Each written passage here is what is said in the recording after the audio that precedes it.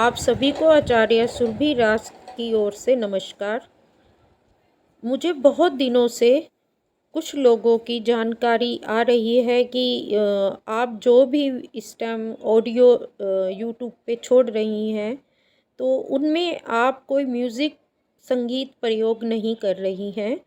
तो आज मैं आप सभी को इसका जवाब भी दूंगी और शिव पुराण से एक कथा भी सुनाऊंगी, जिससे आप सभी लोगों को पता चल जाएगा जो यूट्यूब या इंस्टाग्राम या डिजिटली बहुत एक्टिव रहते हैं और भक्ति भाव भी रखते हैं। तो आप ध्यान से मेरी ये कहानी सुनिए। माँ पार्वती जी शिव जी से बोली, हे नाथ, आपने काल चक्र का तो वर्णन कर दिया, अब इस काल चक्र से बचने का भी उपाय बताइए, क्योंकि काल चक्र ही मृत्यु के आने के समय का हालातों का पता बताता है। तो आप मुझे बताओ कि बचना भी कैसे है, ताकि आपके और मेरे द्वारा सृष्टि में सभी ये सुन सकें। शिवजी ने बताया, हे देवी, मैं तुम्हें प्राणियों के हित के लिए कालचक्र से बचने का उपाय बताता हूँ। जब पंचभूतों पृथ्वी, जल, वायु, आकाश और तेज का संयोग होता है, तभी इस भौतिक शरीर की उत्पत्ति होती है। इन पंचभूतों में आकाश व्यापक रूप से है, उसमें सभी वस्तुएं लीन हो जाती हैं। पार्वती जी बोली, हे प्राणनाथ, इस घोर कराल काल को तो आपने भस्म कर डाला। इसके बाद उसके द्वारा आपकी स्तुति कटे पर प्रसन्न हुए, तब वह अपनी प्रकृति में स्थिर हुआ। अब वह काल किस तरह मारा जा सकता है, उसको जीतने का कोई उपाय बताइए। शिवजी बोले, हे प्राणेश्वरी, आपको ये तो ज्ञात ही है कि ये शरीर पंच भौतिक पदार्थों से निर्मित है। उन्हीं पंचभूतों में इसका विलय भी होता है। आकाश से वायु उत्पन्न होती है, वायु से तेज, तेज से जल और जल से है पृथ्वी। जल के 4, तेज के 3, वायु के 2 और आकाश का एक ही गुण है।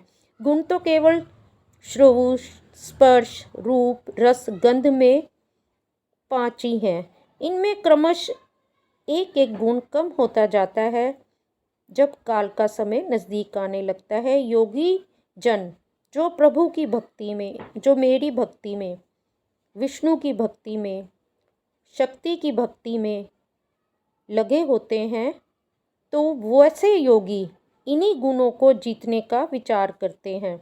अनश्वर मुक्ति का कारण तो यह शब्द रूप ब्रह्म है। जब योगी को अभ्यास के द्वारा ज्ञान प्राप्त हो जाता है, यहाँ पर योगी शब्द भक्त के लिए भी प्रयोग हो रहा है। तो शिव भगवान माँ पार्वती से कहते हैं, अभ्यास के द्वारा ज्ञान प्राप्त हो जाता है, तब उस परम सुख की प्राप्ति होती है। इस तत्व को न जानने वाले व्यक्ति ही काल के चंगुल में फंसते हैं। इस तत्व का ज्ञान हो जाने पर मुक्ति हो जाती है। यह नाद अनाहत है, जिसका वर्णन नहीं किया जा सकता।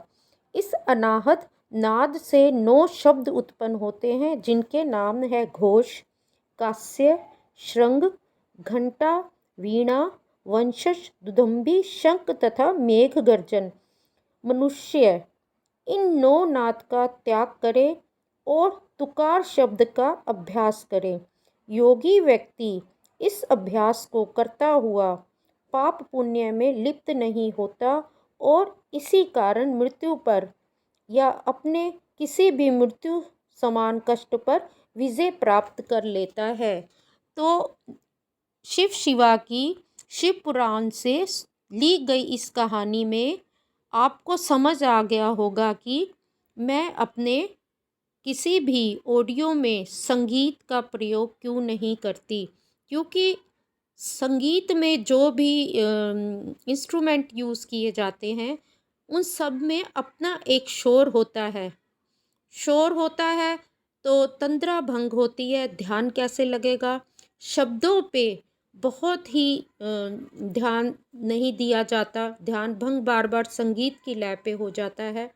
तो इसलिए जब भी प्रभु की भक्ति, किसी भी देवी देवता, माँ देवी की, महाविद्या की, महाकाली की कोई भी भक्ति करनी है, तो आपको एकांत में शांत रहते हुए बिना किसी संगीत के अपनी आत्मा और अपनी छठी इंद्रियों को उस देवी देवता की भक्ति में लगाते हुए अपने ज्ञान के शब्दों से उनका पूजन करना चाहिए, यानी हृदय के संगीत से। तो हमारा शरीर झूमता नहीं है, हमारा सिर नहीं झूमता, कोई अंग नहीं फड़कता, सिर्फ उन शब्दों और उससे जुड़े देवी देवता पर हमारा ध्यान रहता है।